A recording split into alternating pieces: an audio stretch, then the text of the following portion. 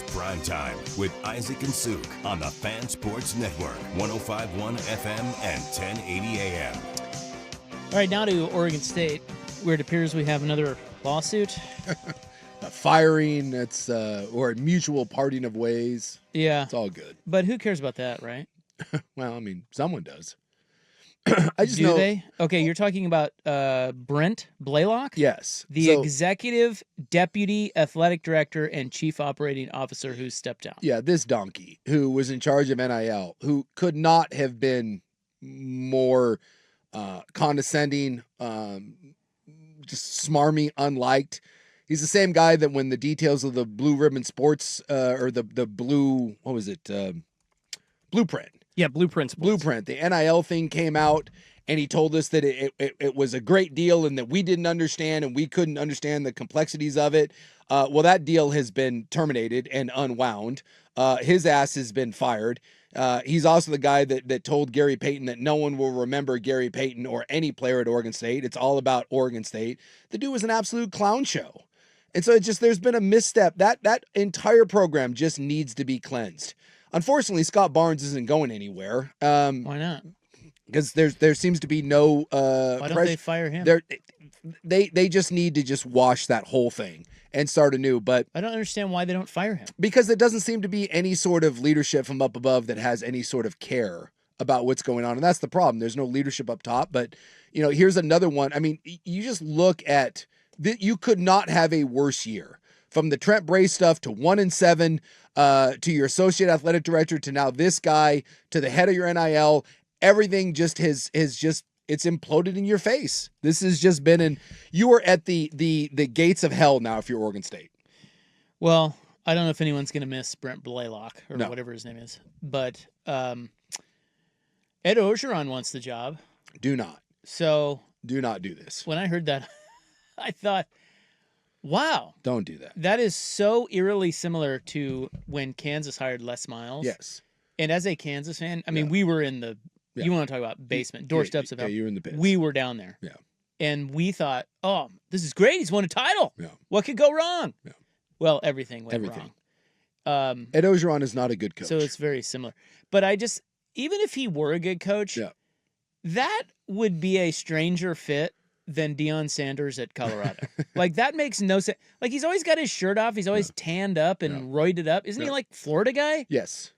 Yeah. Oregon State, dude, he's going to come up there, and I know he's coached up there because he coached at USC, but he's going to come up there and, well, what are we, October 28th? Yeah. If he were coaching a full season at Oregon State, I think by now he'd be like, what'd I do? What have I done? He'd see the rain has started, and by November 15th, he's back in Florida saying, I got a back injury, I'm done. So he is the only one lobbying for this job, right? And I'm glad you only have that Rafa Salafusa who never got past number one. There's your guy. What's not to love? I love it.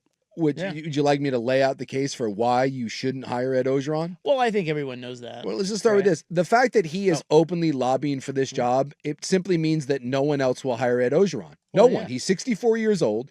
He's failed at every place he's been, including LSU. He had so little to do with that LSU national championship. He really did. I mean, just you talk to anyone close to that. That's like saying Larry Coker is a national championship coach. Larry Coker was hired by Miami to get out of the way. Ed Orgeron got out of the way, and he won because he brought in Joe Brady, who's, by the way, their offense was flailing. And then they went out and got Joe Brady, and Joe Brady just happened to turn, Jamar Chase, and there's this Jefferson guy and Clyde Edwards-Helaire, and who was the quarterback? Oh, yeah, Joe Burrow, the greatest offense college football has ever known.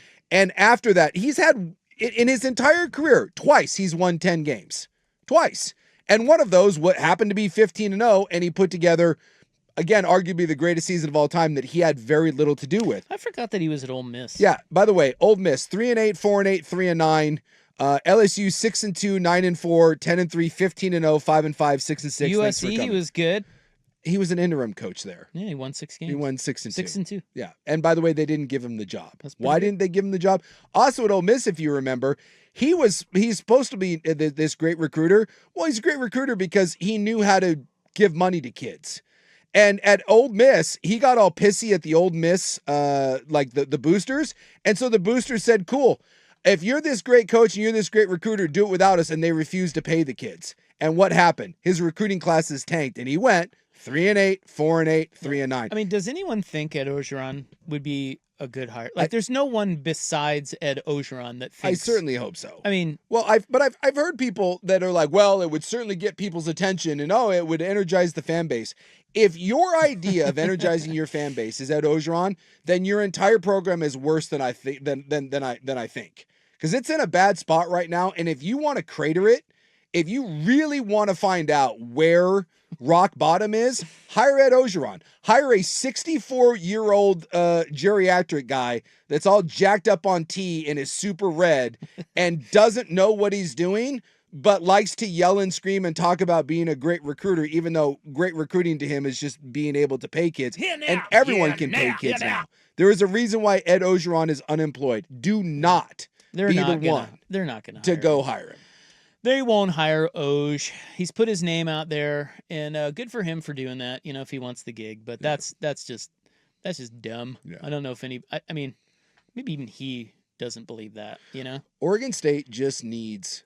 God, if they had any sort of sense, the university president would say, we are starting over. Go hire a new athletic director and let the athletic director and the coach basically find each other. Hire those two guys in harmony and just reset that athletic program from top to bottom and just recalibrate expectations, recalibrate everything, and get a general manager in there, get a new athletic director in there, hire a young, energetic coach, and hit the new Pac-12 running. Because you have better resources than most of the teams in the new Pac-12, and yet in 2 years, you've pissed away all your advantages. I've got a question about Oregon State moving forward that might be a little uncomfortable. Okay.